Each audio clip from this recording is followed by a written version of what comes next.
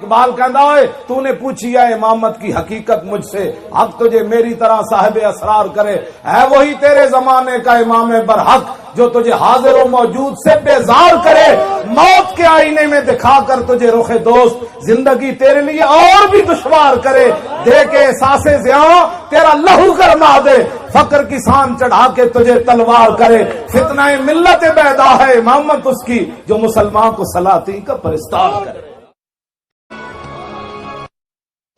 کبھی آوارہ و بے خانم عائش، کبھی شاہ شہان و شیرواں عشق، کبھی میدان میں آتا ہے زرہ پوش، کبھی عریان و بے تیغ و سنائش، کبھی تنہائی کوہ دمن عشق، کبھی سوز و سرور و انجمن عشق، کبھی سرمایہ محراب و منبر، کبھی مولا علی خیبر شکن عشق۔ لا بھی تو قلم بھی تو، تیرا وجود الکتاب، گنبد آب گینا رنگ تیرے محیط میں حباب، عالم آب و خاک میں تیرے ظہور سے فروغ، ذرہ ریگ کو میں تیرے ظہور سے فروغ، ذرہ ریگ کو دیا تو نے طلوع آفتاب، شوکت سنجر و سلیم تیرے جلال کی نمود، فقر جنید و بایزید تیرا جمال بے نقاب، تیری نگاہ ناز سے دونوں مراد پا گئے، عقل غیاب و جستجو عشق حضور و اس طرح۔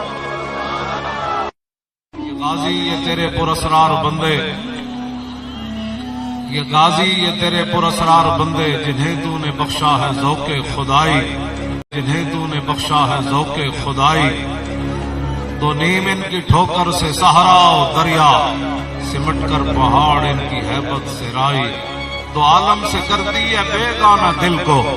عجب چیز ہے لذت آشنا، شہادت ہے مطلوب و مقصود و مومن، نہ مال غنیمت نہ کشور کشائی۔ حال یہ کہندا ہے کہ محمد سے وفا تو نے تو ہم تیرے، یہ جہاں چیز ہے کیا لوح و قلم تیرے، عقل ٹائیوں سے منظور بڑھانا تیرا، ذکر روکے فضل کاٹے نقص کا جو یار ہے، حب احمد کی تبلیغ تو نے نہ کی، کٹ گئی عمر گستاخیوں میں تیری، نقص ہی ڈھونڈنا اگر ہے مقصد تیرا، یوں ہی بستر اٹھانے سے کیا فائدہ، دل میں عشق محمد نہیں ہے اگر کلمہ سننے سنانے سے کیا فائدہ، قلب میں شوق طیبہ نہیں ہے اگر مکے میں آنے جانے سے کیا فائدہ، خشک سجدے کیے خوب ماتھا گھسا اور پیشانی بے داغ سجدہ بنا، قلب داغ محبت سے خالی رہا، یوں ہی ماتھا گھسانے سے کیا فائدہ۔